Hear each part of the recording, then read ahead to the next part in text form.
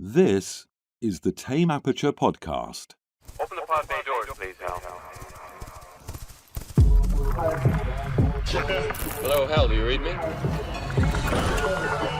you read me, Hal? Do you read me, Hal? Affirmative, Dave. I read you. I read you. I read you.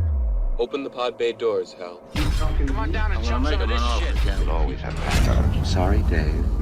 I'm afraid I can't do that.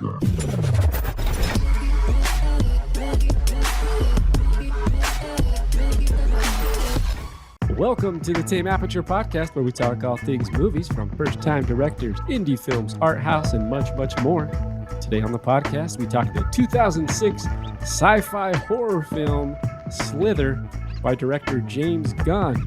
Wheelsy is a small town where not much happens and everyone minds their own business. No one notices when evil slips in quietly, but when people find mutilated livestock and a woman goes missing, Sheriff Pardy discovers an alien organism that threatens to devour all life on Earth. The film was released in March 31st, 2006 and directed by James Gunn. I'm Gabe Vienendahl, filmmaker, film instructor, and movie enthusiast, and I'm joined, as always, by veteran podcaster, editor, and co-host Alan Martindale. And once again, today, the pleasure of Mr. Jurassic Park t-shirt himself and long hair freak, Brandon Richardson, filmmaker, film worker, film guy.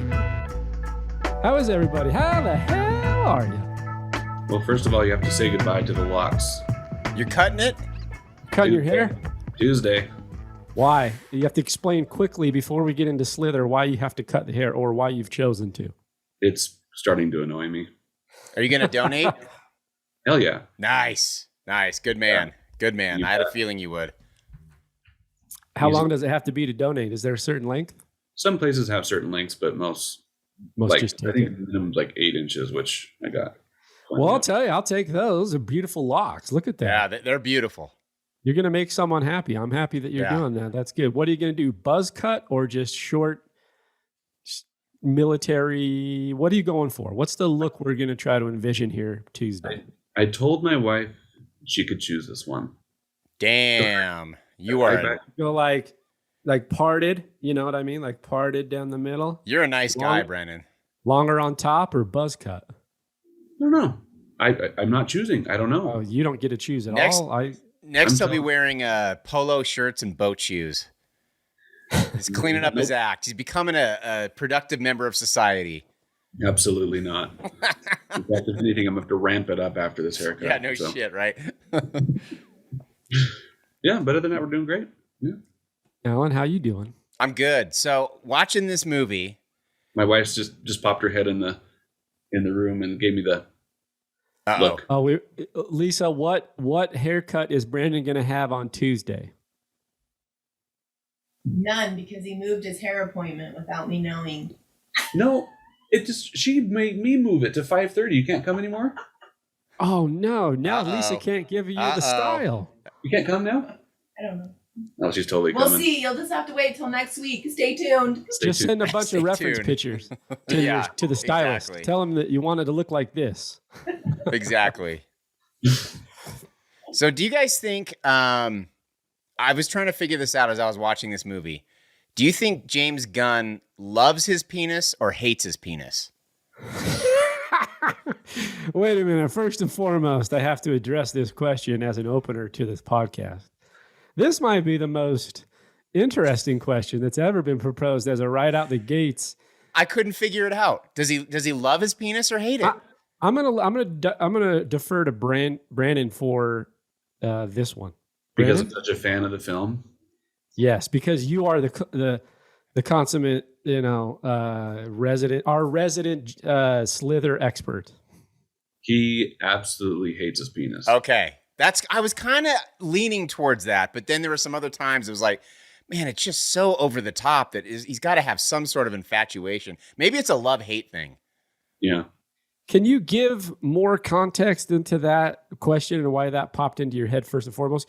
I admittedly, Alan, don't have the answer. I'll, like I said, defer to Brandon.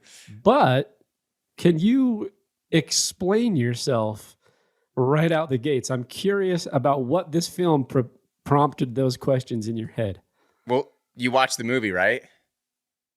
Of course. So you saw the nonstop phallic symbols that were just like over the top to the point where it's like, okay. We can dial it back a little bit. Give a couple examples. Well, I mean, is this movie about rape? Like, because it really felt like it was. Well, this podcast is going way. We watched a different movie, and I love it. This is maybe I wasn't going in with my head on straight, because a lot of times, you know me, and I like to overanalyze something or look into it deep. And I love that Alan's. You know what? And I'm sorry, I didn't see that. But now that you're saying that, I'm gonna go, oh shit, I missed the whole point. No pun intended. I shouldn't have just dropped. I should have at least given a little bit of a trigger warning, because I understand that's a very sensitive thing. I probably shouldn't have just dropped it that hard. I think I need to go rewatch the movie. I think we watched two different movies. Because when the tentacle comes out of his stomach, yeah, and it forces itself into a woman's stomach, and she's screaming and squirming and trying to get away, and he is obviously he's having a lot of pleasure at that moment. Like, to me, it wasn't even like buried, the subtext. It just felt like it was. Yeah, that particular, right there. I agree. I see what you're saying. And that happened multiple times. So. Right. Well, let's get it. Let's break it. Let's go backwards, because that happens a little bit further into the movie. Right. That's 30-ish minutes, 20, 30 minutes into the movie. So we'll get there. And then we'll readdress this question, because now you're bringing up something that is mind-blowing for me. I did not consider it in this vein. And I am sorry for being so flippant about it. I should have probably been a little bit more sensitive before. You don't need to be sorry. I think I'm literally right now, Alan, I'm like, damn, I'm an idiot. I missed the whole point. Well, I feel bad, because it's a heavy topic to just, throw out there. Maybe that's why I'm like underprepared to start talking about rape right out the gate. Yeah, well, I don't think many people are prepared for it, so I apologize. That's not something that I usually prepare for. However, I think you're hinting on something. Brandon, let's start with this question, and then we'll get back to Alan's, because I think it's important. Yeah, so he's covered penis and rape. Okay, now what's up? We got all the hard topics out of the way. Yeah. Okay. Now we can lighten it up a little bit. Well, let's do it easy. This is a throwaway. This is a throwaway question. Right. Why did you choose this movie? Now, last week we did With a Knife to Your Throat, top 5 horror movies of all time. Brandon put this movie in his top 5. What about the movie, Brandon, constitutes a top 5 for you? And what do you like so much about it? It's a little bit of nostalgia, sort of, just because when we all first watched it, I was like with a bunch of buds. And it was so ridiculous and so fun that it just kind of has a special place in my heart, just because of the context and where I was at the time when I watched it the first time. Now, let me follow up question to that, because that makes sense. Were you high?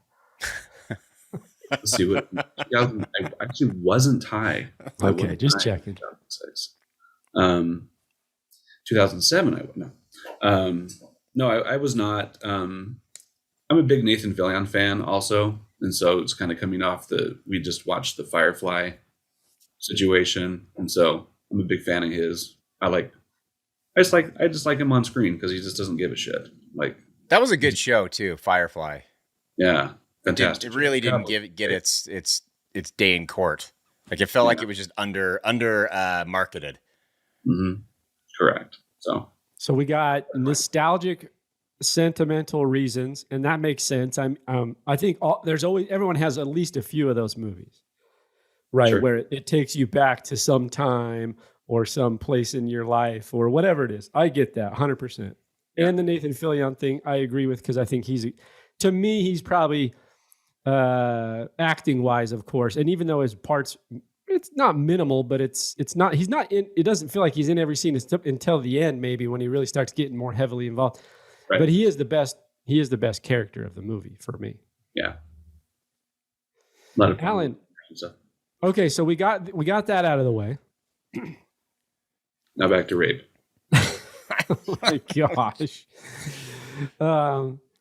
Now, Brandon, with a follow-up to Alan with his question, did you see that innuendo, or did you notice those subtextual tones when you watched this movie? 100% no. Really? Because he's an alien. He's just taking over. Like, there's no difference between like zombies and vampires taking over people. I mean, I think zombies and especially vampires. I think there is some sexual subtext with vampires, but it's more subtle. This is just like, here's a slug being forced into a woman's mouth.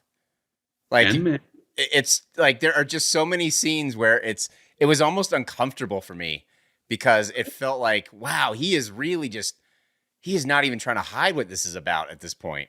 Like, it just felt really on the nose, and which made it a lot more uncomfortable. But it was not gender specific to me. True. Good point. Because you just, man, woman didn't matter.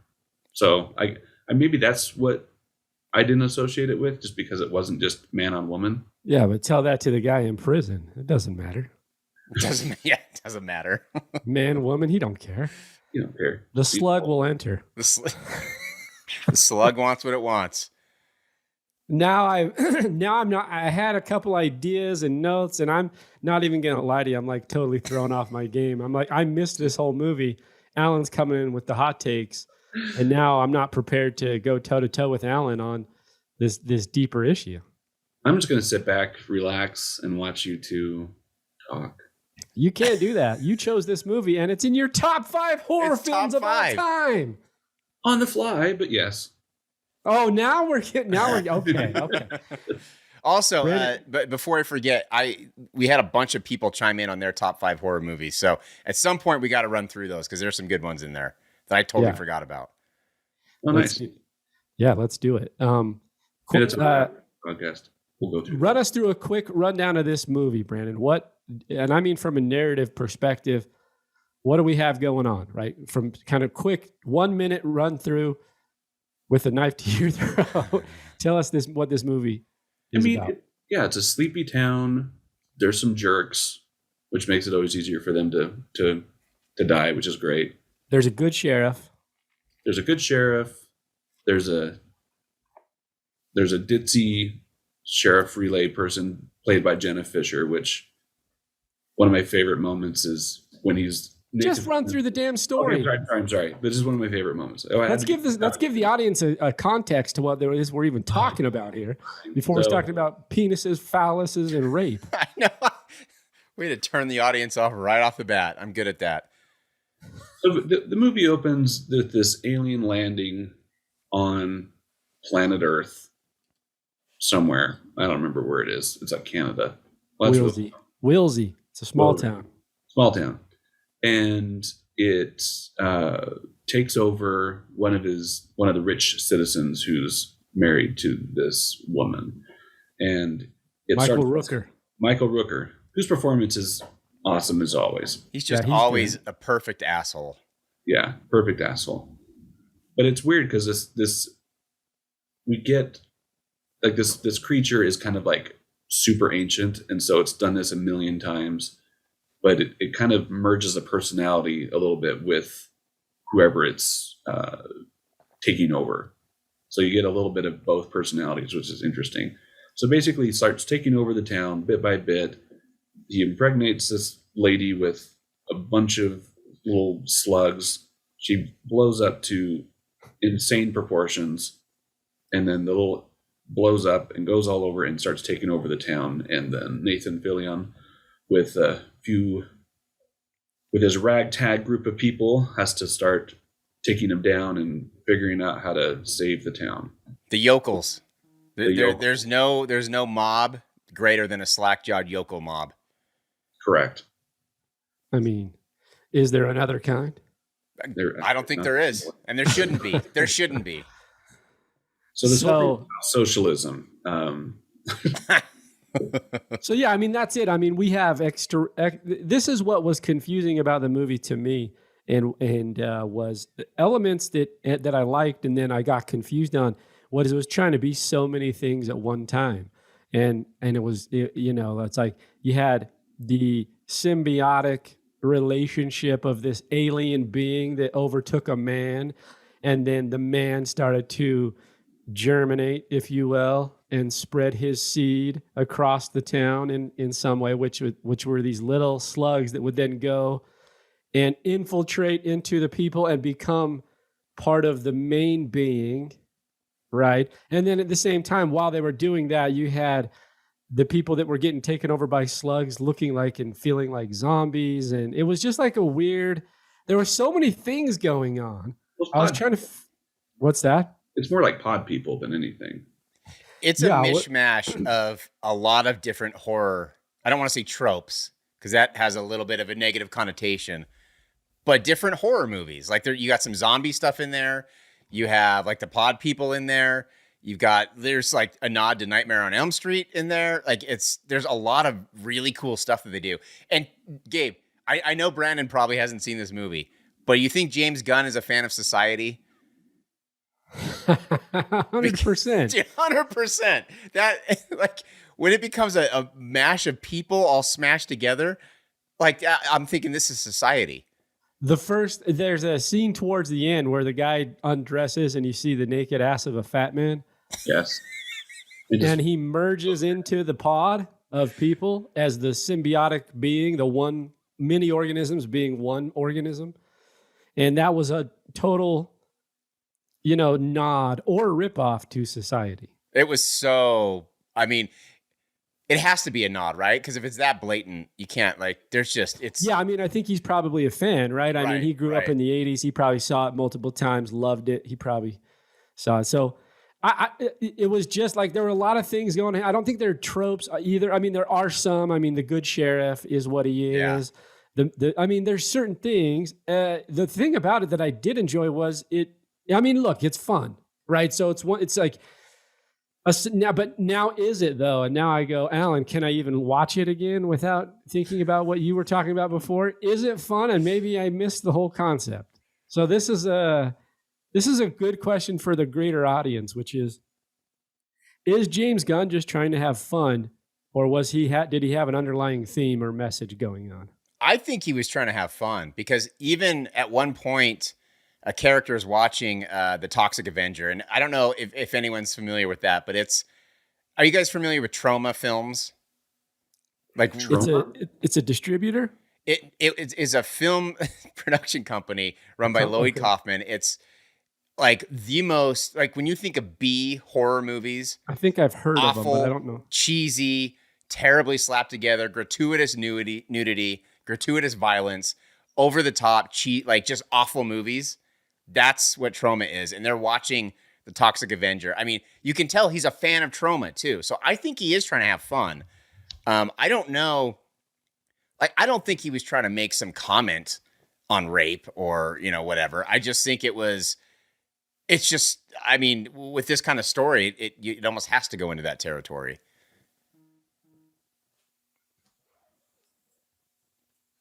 So domestic abuse. Just silence. Good podcast. Good podcast. We like to keep it moving, keep the talk going. Alan has a good poignant statement, and then silence for in seconds.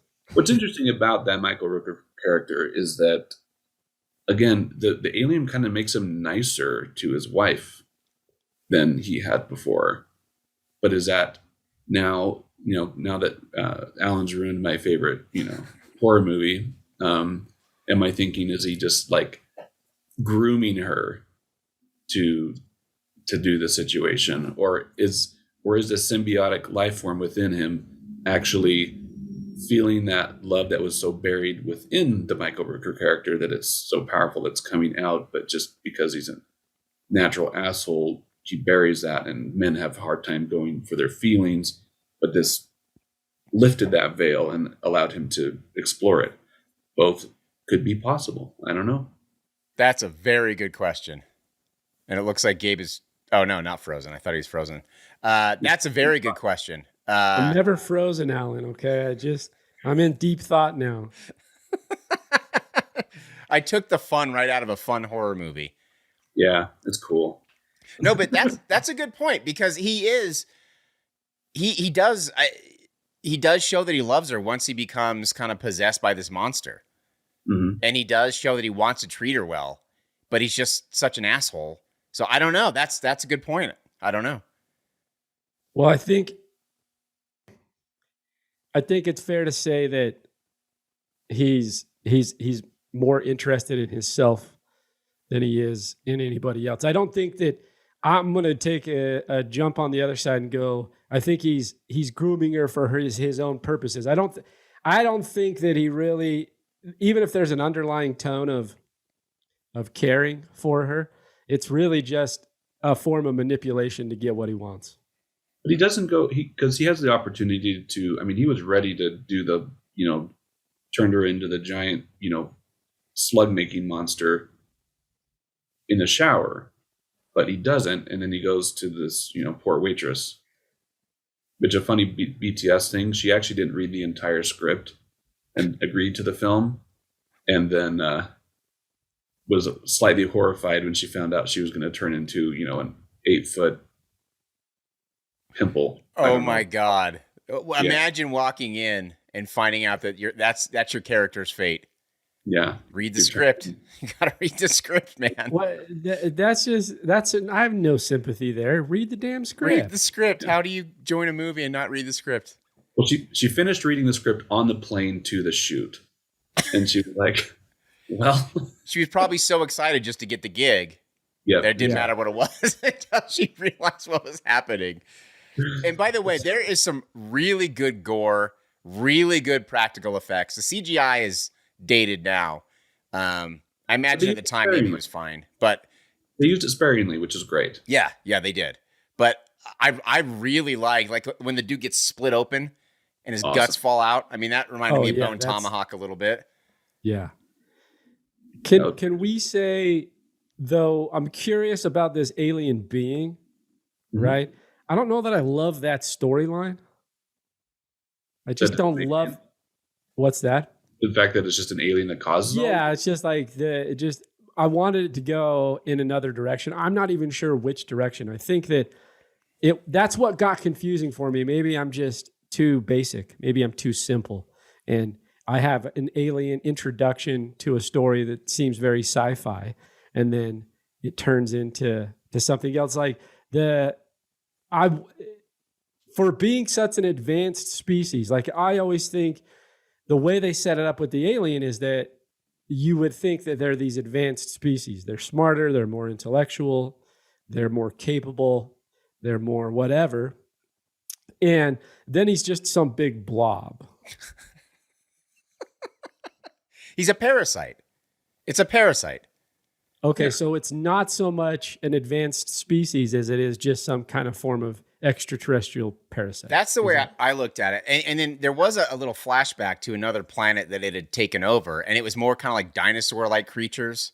So here's the way I interpreted it. I interpreted it as this is the first world where it is finding another intelligent life form that it has to face off against.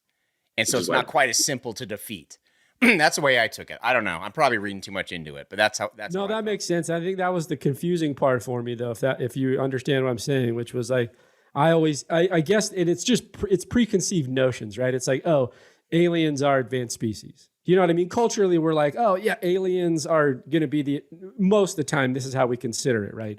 They have the technology, they have the advancement. Then it comes and it's just this big blob. And you're like, okay, we can take that. So that's what was confusing. But I think with what you're saying, that puts a little better context into it for me.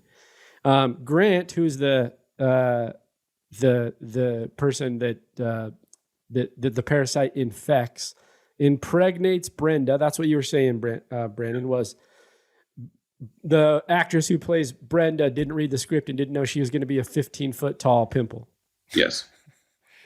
He impregnates her with hundreds of offspring, which I assume are the slithers. They're the slugs, the snaky, lizardy kind of things that literally slither around and take over other beings, right? I think there's two levels of what happens.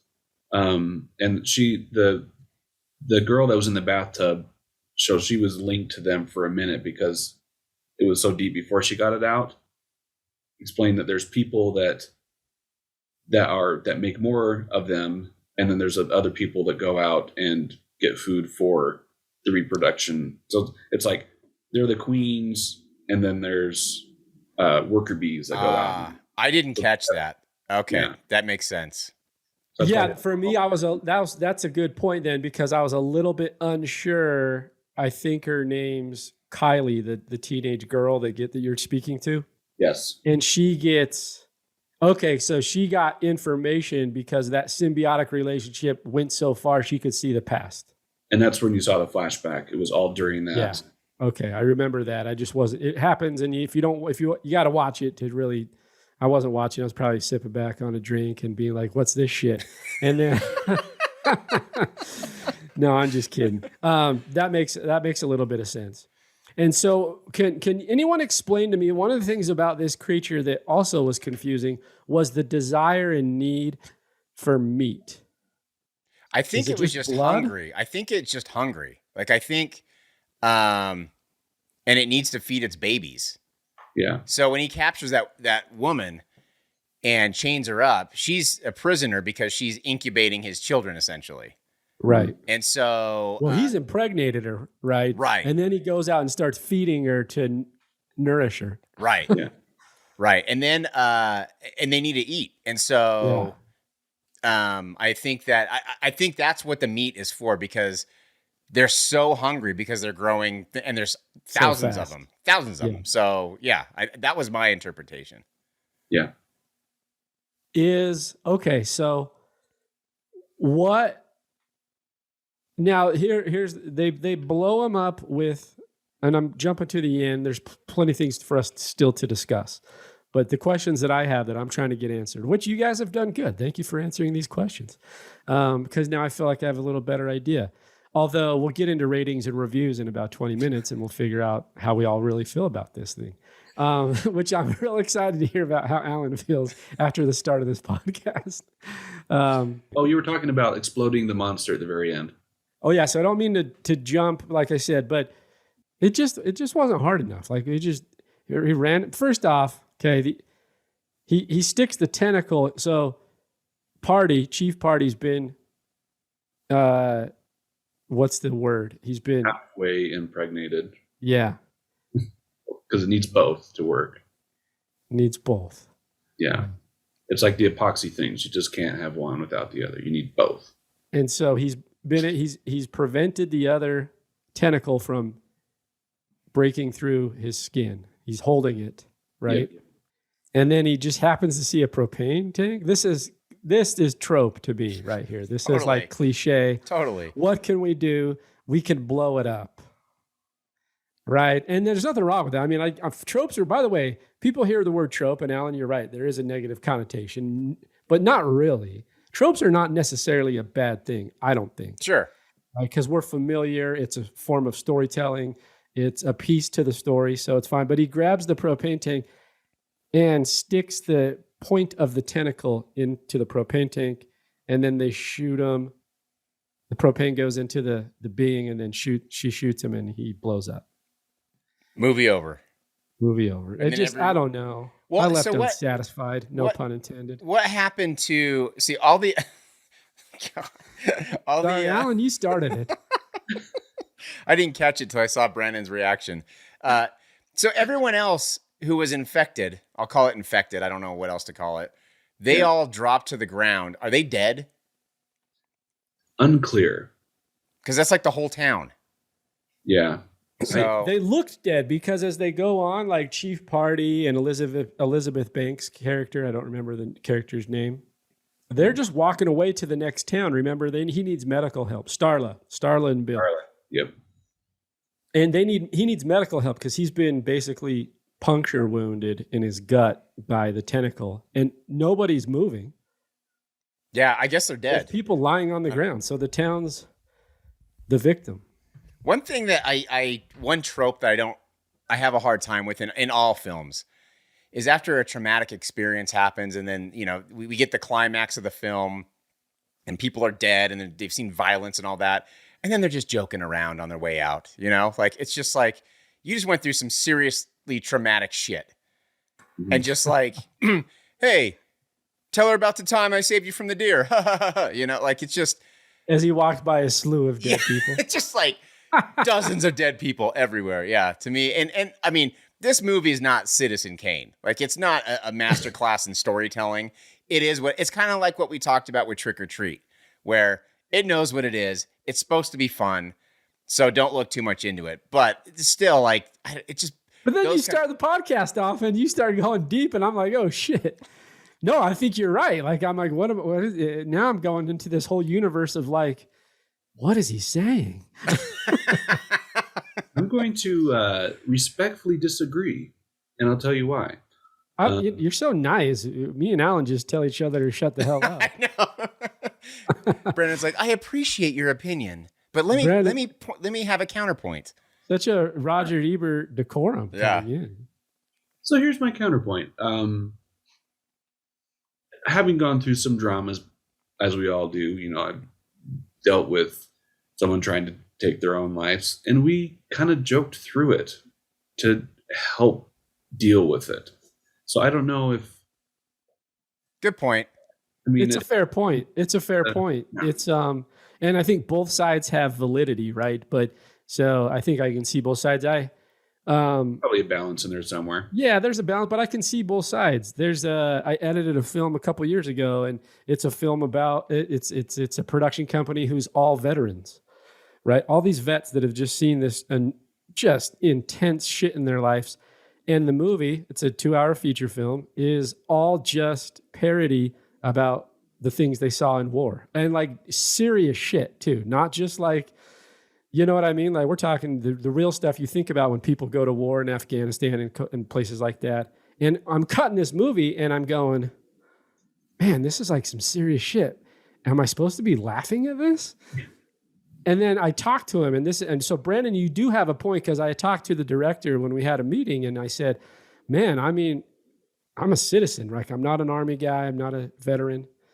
And he's like, this is how we get through it. This is how we not make light of, but this is how we deal with that shit. It's gallows humor. So I get your point 100%. I think there's validity to both sides, right? Yeah, it's gallows humor for sure. Like that's EMTs do it a lot.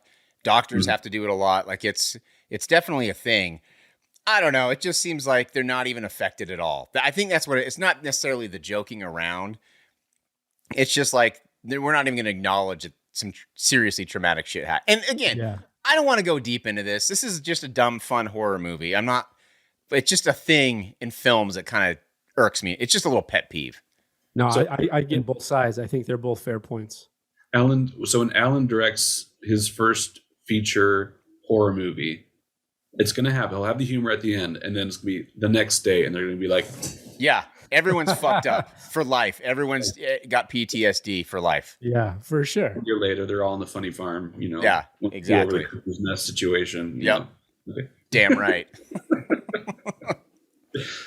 So this movie, though, I would say, I'm not going to lie, it was losing me. It took about minute 40 is when it grabbed me. I didn't care about the characters. I didn't care about the situation. It wasn't slow, but there was nothing that grabbed me until what's his name? Grant. Grant, yeah. Yeah. Michael Rooker. When he was just absolutely gone. Like when they show him dragging the cow. Yeah. And he is just an absolute grotesque monster.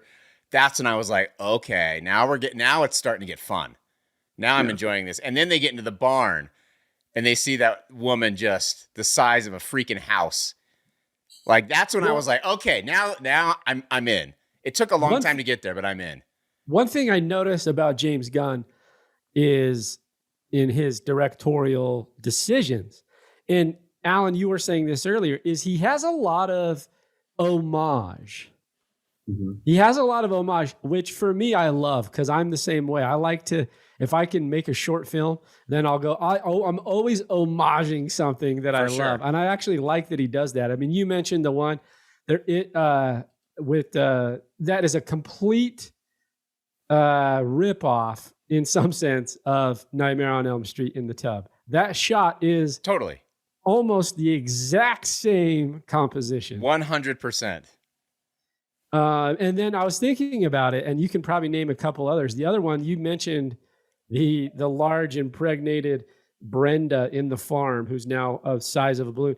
And I know it's not the same type of genre, but I kept thinking Willy Wonka. Yep. This is 100% Violet from Willy Wonka, who's blown up because the look of it is just a big ball with a head and like little arm things. Like that's 100% Charlie and the Chocolate Factory. Wow, I would have not put those two together, but And I bet there's more in there. That was what for sure. me as a film buff, someone who loves movies. That was like fun to like see his little homages throughout, and there's more in there too. I mean, there's Night of the Living Dead. I mean, there's a million. And that's what makes it fun because you kind of catch them and be like, hey, I know what that is. And I think in that vein, you said it right, which is he knows what it is. He knows he's not making Citizen Kane. He knows what this movie is. And by the way, Citizen Kane is just an example. It's not that great. It's not I just pissed a whole bunch of people off. I'll tell you what, it's better than Dr. Strangelove. Wow. Get off the podcast. We're doing this again. Damn it. Get off. You're done. So overrated. Oh, wait, you're holding this Zoom call. I can't get stay on. Just mute your mic. No, but he has a lot of homage, which is a lot of fun. And this is a Universal Pictures release, which to me kind of indicates the monster, the over-the-top special effects. It has that vibe to it, for sure. I always think about like when, like that end scene when like there's actual people all stuck into this giant prosthetic. And that's dedication. I always admire when like people are like, okay, we're doing this. I mean, and Michael Rooker with all the crap all over his face, and that just takes hours. And then to be in that uncomfortable setting, where like you said, where they're just gelled together and it's just nasty and just. Plus, I'm claustrophobic. Yes, that's right. I couldn't handle that, man. Brandon, you really have to watch Society. All right. You will hate it. You will despise that movie, and rightfully so, because it sucks. But at the end this is straight up taken from that movie. I'll watch it. Yeah, it's we have a podcast on it. I just don't think we've released it yet. Yeah, it's a terrible movie. We have about 10 in the can, Alan, so we'll get there. If we're out of order, it's okay, but we do have a podcast on Society. So do you know what we rated those? Just out of curiosity. I just pulled it up. So you know Gabe. Gabe's a very generous grader when it comes to these films. He gave it a 5.8. I like That's how bad it is. Yeah. I gave it a 6.4. 1989 Society. Yeah. It's so Go bad. check that one out. Here's what's interesting about Slither. Okay. I think it's well produced, but I also think in terms of the look and like we talked about the practical effects, things like that. And the acting's just fine. I mean, you have Nathan Fillion, Elizabeth Banks, Michael Rooker. I mean, you have good actors, right? The dialogue to me is a little corny, but totally. I get that it's intentional, right? But even then, I don't know that the story is that great for me. What I wanted to do on this segment, last time we did With a Knife to Your Throat, this time I'm going to borrow this from IMDb. It's going to be more like this. I want to read through the 10 or so movies that they have suggestions for based on Slither. So if you go to IMDb, you can see more like this is what it's called. And at the bottom, I'm going to read through these. And of course, some of them are James Gunn films, right? So they don't know. They're just using his directorial portfolio. So Super, which is a James Gunn film. Splinter. Which sounds a lot like Slither. Feast.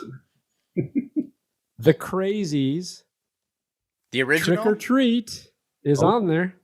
Oh. Trick or Treat. 30 Days of Night. That's a great movie. 30 Days of Night is a good movie. Pumpkinhead. Oh, yeah. That's a great movie, too. The Faculty. Ooh, I love The Faculty. Drag Me to Hell. Evil Dead. Jeepers Creepers. And Alan's going to love this one. House of a Thousand Corpses. Yeah. I mean, I agree. They're all kind of in that vein. That was the segment, though. What of those really matches the best, if you can remember? I know there's a lot there. Definitely The Faculty. The Faculty for you, Brandon? Is in there. I'd say it's pretty close. Oh, there was one. I can't remember which one it was. I already forgot. But people-ish. Yeah. Well, there's people. So the faculty, because it has it's like the Well, there's an alien that comes down. yeah, the alien type. It's got the sci-fi right, thing. right. Yeah. It's like the sci-fi horror deal. Yeah.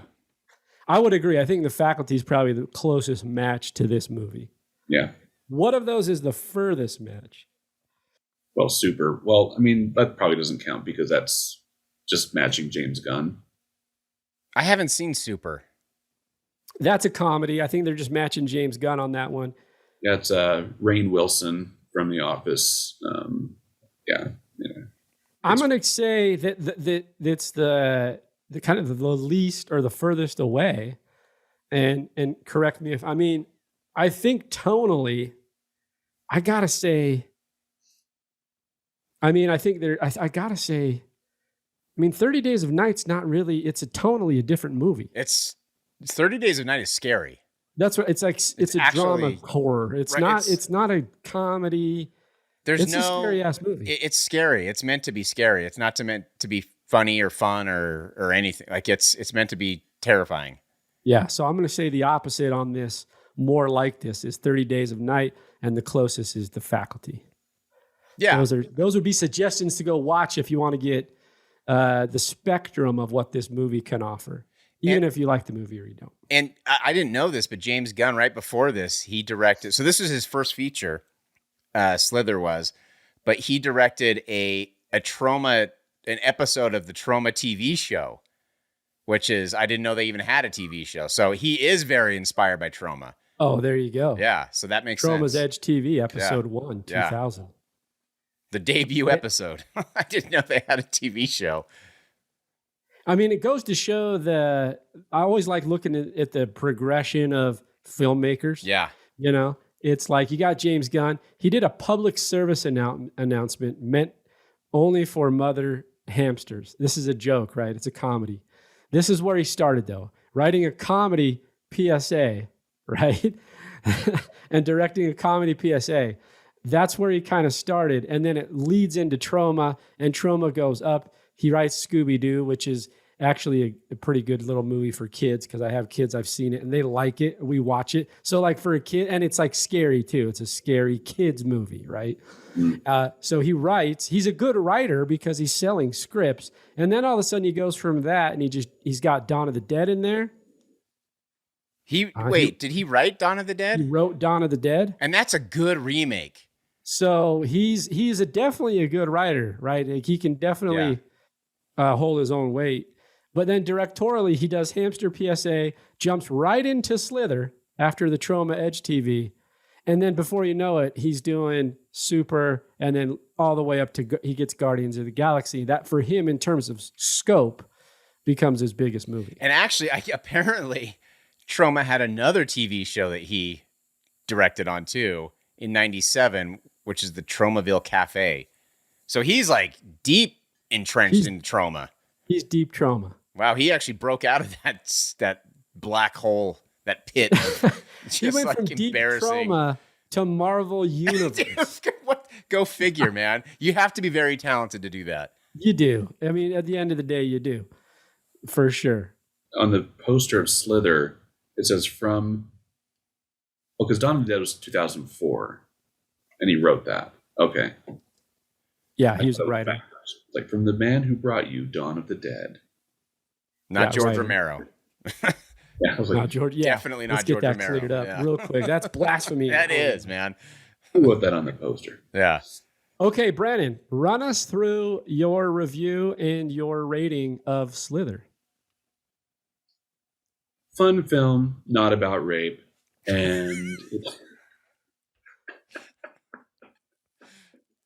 That's a hot take. That is a hot take. It's fun because it doesn't take itself too seriously, and that's the kind of ones. Those are the horror films I tend to enjoy that have humor in them, and have some great performances. And Michael Rooker, he'll jump into anything with both feet. Just he doesn't give a shit. He will do it, and that's what I like. I've always respected him as an actor for that, just because he does just all in. And Nathan Fillion makes everything fun. Elizabeth Banks, she's pretty solid. I enjoyed the film, and so I'm gonna give my rating at this point. Yes.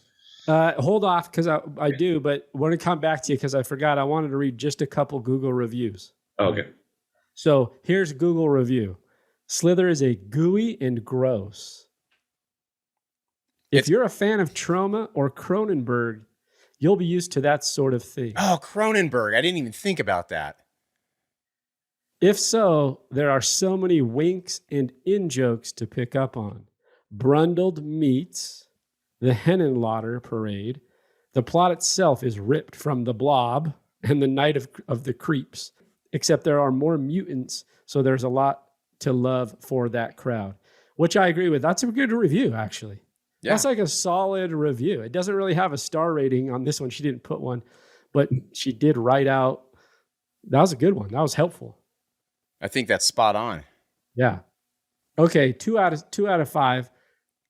You may need to put your brain out to watch this movie.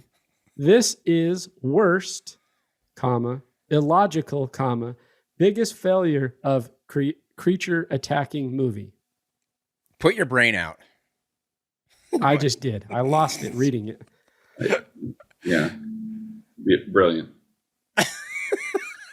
I can't even finish it. I'm guessing that's probably English is probably not their first language. Would be my guess. We've run into those, and that's true. And I hope English isn't their primary language, because then that person's you Google Translate. Yeah, I got two more. I don't like horror movies. They give me chills. I prefer romance, rom-com, comedy, and rated R romance movies. Rated R. Two out of 5 stars. That might be my favorite rating of all time. What? They go from romance to rated R romance. Yeah, we're gonna up it up. We're gonna totally different genres. Okay, don't mix them up. Don't mix those up. Don't mix romance with rated R. Up with while you were sleeping. Come on. Yeah, that's hilarious. Oh, that was a good one. Okay, 3 out of 5. Love Nathan Fillion, but this film is pretty lame. Good soundtrack, though. That's the decent soundtrack. That's true. Okay, and then 5 out of 5. Worth watching movie with decent chi and hilarious scenes. Chi as in CHI? Yeah. Worst review. I'm a loss for words on that one. But let's be honest. 2 people on the internet found that helpful. Wow. We're putting together an hour-long podcast on this movie to give you everything, and we can barely get 2 people to find this helpful. Okay, Brandon, those are our Google reviews. Now, Brandon, you've given us your review. Now give us your rating on Slither. I'm going to give it, because it's fun and the nostalgia for me personally and the fun. I got to tell you about my favorite moment first, because I couldn't tell it early. I love the moment. It's a small throwaway joke, but when Nathan Fillion is radioing to Jenna Fisher, he's like, I need you to do X, Y, Z, 1, 2, 3, whatever it is. And she just nods. And he just gets because he's done that 1,000 times with her. It's like, you're nodding, aren't you? Oh, yeah, sorry. He just nods her her acknowledgement on the radio. Because I've dealt with that, because everyone's on radios in film. You just deal with that all the time. Well, hey, I deal with that in podcasting constantly. Oh. You have guests on and they do visual things like with their hands or something. And it's like, dude, it's an audio medium. It's so frustrating. So that was James Gunn gift to all of us to have to deal with. I like it. I'm going to give it 7.8 dead possums. That dead possum over there. Just a bite of that dead possum. Nice. 7.8. Damn. God, damn, he's coming in hot. Yeah. Coming in hot, Brandon. That is a hot take right there.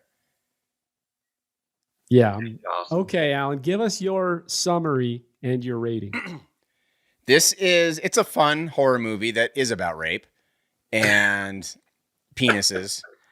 And there's nothing great about it other than the practical effects and the weird monster creations. That makes it that bumps it up probably a full point for me. If it wasn't for that, this is in the 6s if I'm being generous. But this is like, that makes it fun. Like, that's what grabbed me. That's what I enjoyed. I didn't care about the climax of the film. I didn't care about the first act. Nothing matters except for the weird effects and the creatures. That's fun. It's a fun monster movie. So, that said, I'm giving it 7.0 penis worms. Okay. 7.0. Couldn't even give it an extra tenth of a rating. Nope. He's like, and I didn't like the score. I didn't like it. It was too big. It was too, I don't know, too big for what the film was. IMDb comes in at 6.5. 6.5. And then you have the Rotten Tomatoes, which to me is kind of surprising. Yeah. If I look at Slither's score here on Rotten Tomatoes, we have 87% from the critics. 87%. I think it just, and then 63% from the audience. What do you think that is? Why do critics like it so much? I think it's because he knows what it is. It's a B movie. He plays it that way. So that homage is done well. So they credit it for that. Good point. What do you think, Brandon? I think that's probably part of it. And the fact that he does push those monster boundaries pretty high, just making him so big and so, I mean, in all sense of the words, just this giant woman, this poor lady that didn't read the script correctly. and then even more so, just all those people just stuck in that. I mean, well, how many were there? Like 5 or 6 of them in that thing. Just it gives me that's why I'm not an actor. Well, and they're having the time of their lives too. Imagine being in that uncomfortable of a position and you have to act like you're enjoying it. Oh, yeah. Yeah, because once he penetrates the tentacle, it's enjoyment. See? I was right. I was right from the get-go. Just saying. I mean, Alan's onto something. Threw me off the entire podcast. I looked frozen half the time because I was in deep thought. Did I just endorse rape? The cancel culture is coming for you. It is. This is the last podcast. We're not going to be able to post another one. So here's where here's my summary and my rating. I don't know that I'm on board entirely with the alien meets zombie vibe. It just doesn't hit home for me. I'm more of a traditionalist. I'd like to see either alien sci-fi or zombie horror. Like, I don't need the mixture of both. I get why they did it. It's fine. I'm not saying you can't. I'm just saying, for me personally, not my cup of tea. Love the practical effects. We mentioned that. I think really well done especially for the time and budget considered. I think they're fun to, and I'm a ham for good practical effects. Love it. Yep. So I'm on board with that. Didn't care much for the characters. Like, Brenda didn't really mean anything to me. Or not Brenda, Starla. Sorry, Starla's the main. She didn't really mean a whole lot to me. Michael Rooker's great as an actor. Also, Nathan Fillion is. But their characters were just kind of blah. I'd suggest go watching a movie that, like a classic. Go watch The Blob, and you'll get the same thing. So I'm not in love with it. Wouldn't watch it. Rewatchability for me is probably pretty low. I don't need to see it again over and over. Brandon's just crying now on the other side of the screen. I was curious what the budget was. I looked it up. 15 million. 15 million, and they barely made it back. And there's a reason why they barely made it back. And I'm going over those points right now.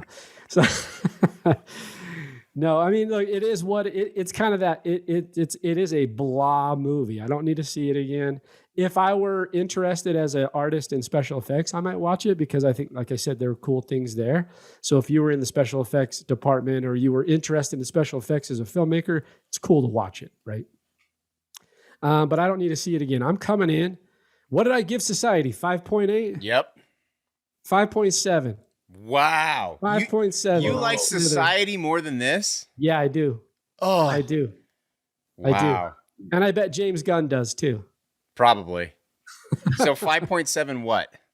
We go 5.7 Wow. tentacles. Tentacles. I am surprised you hated this movie that much. It's not really that I hated it, right? It's just blah. Yeah, it is. It's just, yeah. It's blah. Cool things happens, cool effects, cool stuff. Didn't care. I'm a character guy too. I get driven by True. characters. And I don't have a lot of characters here to care for. I just don't, you know? So Crazy. I'm trying to think if there's ever been a time when you've went that far below the other ratings. That's nuts. is it low? That's low, especially for you. It is lower for me. Usually I'm on the higher side. Yeah, almost always on the higher side. It's because Brandon put so much pressure on me. I just have to come in did. with a I'm so full- confused. You did. Wait, what did I give Sleepaway Camp? We haven't released that one. We may never release it, but we did rate it. Sleepaway Camp. You gave 6.9 Ray Finkles. Right. Once again, the Sleepaway Camp is better than Slither. What did And you give Eyes Without a Face? That's what I'm curious about. okay, let's That's what I wanna see. hear. Eyes Without a Face. Which has also been recorded and never released. Gabe gave it 6.9. See, and now I'm personally offended. All his worst ratings are the ones that I pick. No, you chose Eyes Without a Face. I chose Sleepaway Camp. Those aren't my worst ratings either. No. 6.9 is good, dude. Right. 6.9 is good. This one is what it is, right? It's not. Yeah. That's crazy. Do you mind if I go through a couple people's Yeah, go through. Yeah, absolutely. top Go through 5 this horror segment. movies? There are some very interesting ones. I probably won't go through all of them because there are a ton. Was this did you send out something or? Yeah, so it's on Twitter. So I'll read out everyone's. I'm gotta tell you, man, I'm disappointed. I don't think anyone chose Texas Chainsaw Massacre in any of their top 5s. I had a couple that's people, kinda crazy. and I commented on that. And a couple people said I could switch it out, but it's close, but it's not there. So this one's interesting. Sorry, Alan. Read their handle off too. so I will for sure. This is from at Valerie of Ohio. And she says, Night of the Living Dead, Cabin in the Woods, which is a really, really, really good movie. Nosferatu, The Ring, and The Exorcism of Emily Rose, which is an underappreciated film, I think. I don't know if I can go with The Ring on that one. Yeah, No, The sorry. Ring, I mean, I can understand why people... There's some revolutionary things there in terms of the genre, and they introduced some cool concepts. I don't know if it's It really top 5. brought J-horror into America, and I think True. I think for that alone, I also think it may have been a lot of people's introduction into horror, That's true. because that's kind of when it made it back into mainstream. Yeah. Which referring to? It's referring to the original Japanese or who is it? Michelle Gellar or somebody? I think it was 2002. Yeah, that's a good question. I think she's talking about the remake, because I think it's Naomi Watts. yeah, Naomi Watts, because the original was called Ringu. Yeah. Oh, she probably would have said that. So yeah, that's what I'm guessing. Not a bad list, though. Not a bad list. Yeah, you'll like this one, Gabe. This is from at Rob R0013. He said, The Exorcist, The Conjuring, The Shining, Let the Right One In, the original, which is outstanding, and Bone Tomahawk. Oh, see? Tomahawk. This guy knows. Rob, you know Rob what's up. knows what's up, man. Rob knows what's up. Doug, and this guy is a horror aficionado. He is one of the panelists on the Horror Fight podcast. He said, The Shining, Halloween, Jaws, The Witch, and The Thing. See? Look at that. So, I mean, Gabe, they're right up your alley. The Witch, by the way, is really, really good. we had this discussion and how much I couldn't even get through it, right? It's I had a slow burn, but man, that is such a good movie. I So got to good. rewatch it, though, because you convinced me during our conversation that I needed to give it time. Christian Judd, at Christian M. Judd, The Exorcist, The Shining, The Conjuring, Us, and A Quiet Place. And the runner-up is the original Night of the Living Dead. I'm going to say contemporarily, I mean, in the last decade, in terms of variants of originality. See, and this is where you tie in sci-fi with horror. I think A Quiet Place did a phenomenal job with tying in that horror sci-fi genre. I liked A Quiet Place. I haven't seen the second one, but I really enjoyed that original. I thought it was really good. Us, I haven't seen either. The Conjuring, I don't know, man. It just doesn't do it for me. My wife loves The Conjuring. A lot of people love it. It's just not my thing. A lot of people love it. I'm not. It's not definitely. It's probably not even in my top 20. I don't. Yeah, I don't think James Wan is. I think he's a little bit overvalued as a director. I love Saw, the original Saw. He did that, but other than that, I'm just not a huge fan. If I expanded out, Saw's in my top 10. Yeah, I'd put that probably in a top 10. I liked Insidious way more than The Conjuring. I would agree. Agreed. With that. Yeah, I think that's way better. The Nun was terrible. What's that? The Nun one? I haven't even seen it. I don't even want to see it. But Insidious, that also has Patrick Wilson, Gabe's favorite. I mean, that's the one drawback on Bone Tomahawk. I like Patrick Wilson, but he was like, I don't know why. I think he's fine. He's fine. That's what I mean, though. He's just Patrick Wilson. He's not anything else. Okay. Name Udin, which is at Pick and Roll All Day. Gabe will like that. Nice. Rosemary's Baby. Love that movie, by the way. That's underrated, and I don't think so people underrated. put it on their list. Yeah. Another slow burn, but really good. The Wailing, which I thought was okay. It's on Shudder. I haven't seen The Wailing. Possession, I have not seen. And then The Shining and Let the Right One In again. These are, I'm really impressed with everyone's list. Mine are so by the numbers, but it helped validate mine too. When I heard someone had a Bone Tomahawk, someone had a Jaws. Everyone's got The Shining. And The Shining. Yeah. I was like, okay, I'm in the right wheelhouse. I classify The Shining as a horror movie. What's that? Oh, 100%. 100%. You don't think The Shining's a horror movie? Absolutely not. Oh my God. It's Whoa, you just blew my mind. What? It's a psychological thriller, if anything. It's horror. I think it's scary. I think it's super scary. It's a great film. That's another podcast. We'll just do a couple more. We won't do, I got 3 more. Go ahead and do them all. Let's get everybody on there. Okay.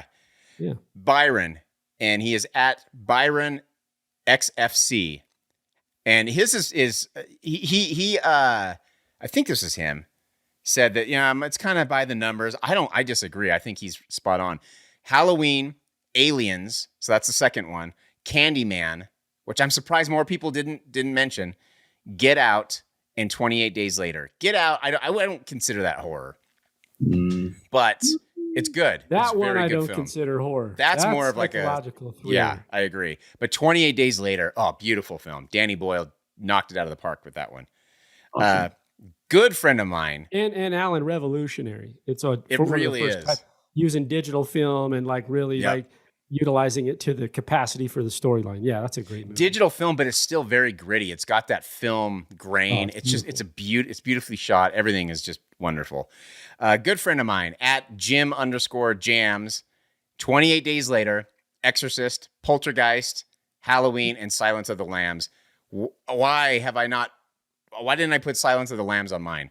That's definitely up. Now, here's the thing, Alan. On that list, he had Poltergeist, your favorite movie of all time. Toby Hooper, same director as Texas Chainsaw Massacre. Well, same director in quotes. Hard quotes there. We had this conversation last horror month. Yeah. Spielberg directed that movie. That's why it's a very Spielberg film. How do you feel about your good friend having Poltergeist on his top 5? To each his own. I can, again, if you grew up watching that movie, maybe that was your intro to horror, I can understand the nostalgia to that. Yeah. But it's just like Ghostbusters. It's not very scary. That's my number 6. Is it really? Oh yeah, I love Poltergeist. Okay, this guy is Bill Derek Favors a Statue. Which, if you're a Jazz fan, we love Derek Favors here, even though he's not on the team anymore. He is at Build Favors. Number 1 is The Thing, The Ritual, Aliens, Perfect Blue, which I have not even heard of.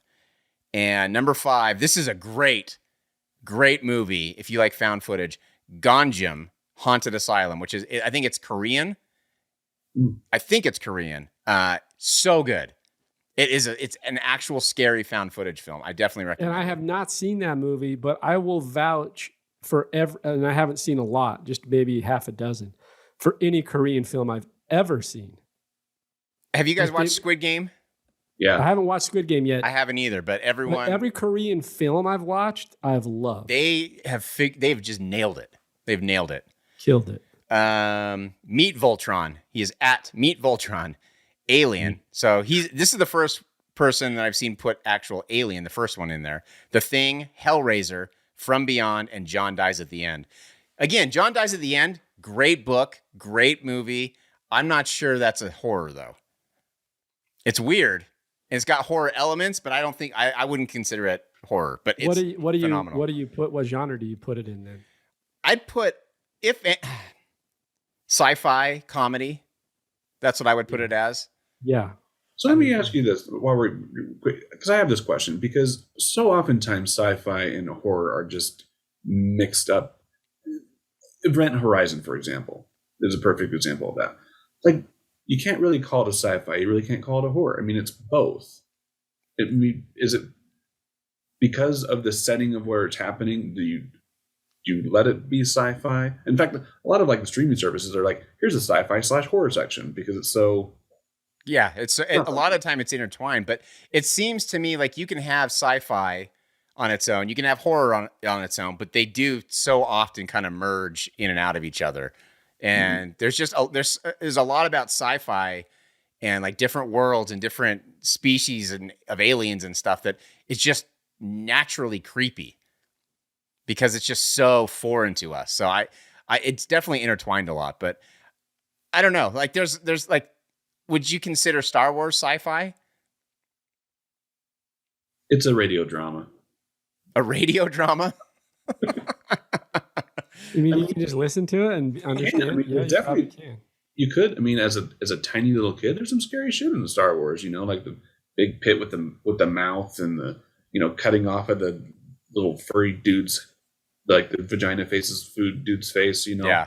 Like, I mean, there's some scary stuff. Return of the Jedi, when they're in Jabba's palace, when I was a kid, that whole sequence scared the shit out of me.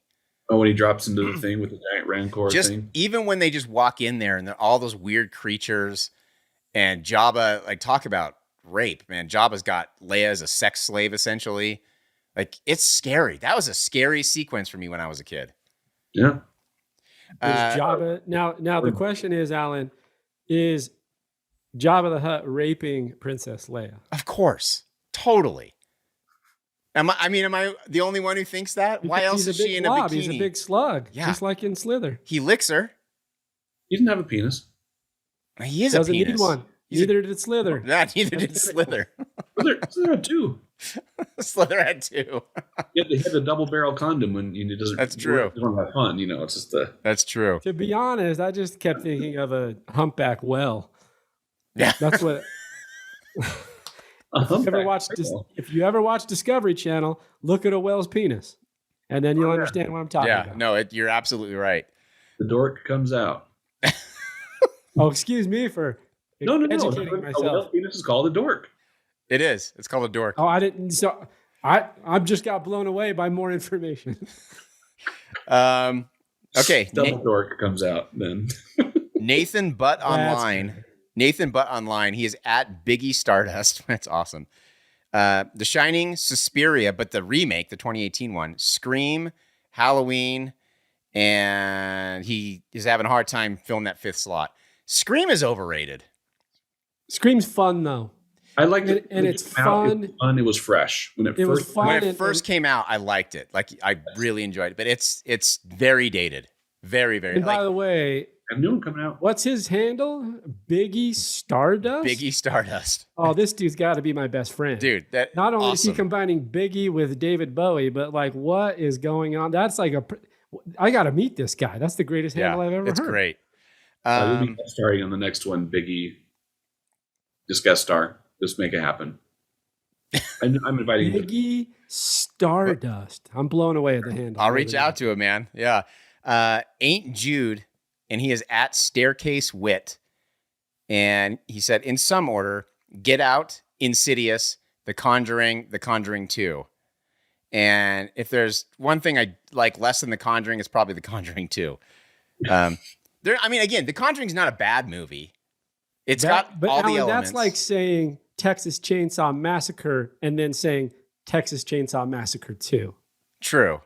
But part 2, Chainsaw Part 2 is a different genre altogether. It is. But I just mean, like, why are we just lumping that? That's horrible. But then he also says, if we can include series, then The Haunting of Hill House is my number 1. It's phenomenal. And I agree. I didn't make it. That was good. I couldn't make it through season 2.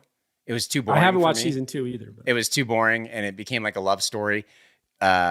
And I just want my scares. But that first season is outstanding of The Haunting of Hill House. I totally agree. And that's it. We got them all. Nice. Those are great lists. So thanks for sending those out. Thanks for everyone for participating in those. And that's good. That makes me feel good that I've got a couple on the same list as those handles. And these people, they know their shit too. These aren't just, regular nobodies who don't know shit about horror. They know their stuff. So good job, Gabe.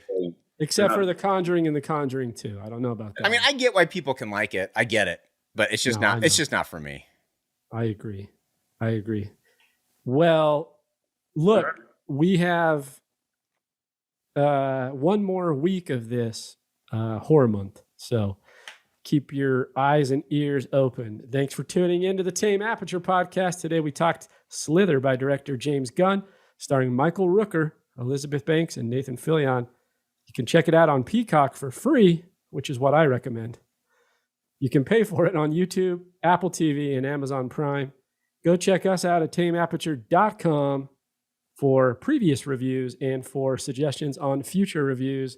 For Alan Brannon, this is Gabe with Tame Aperture signing out.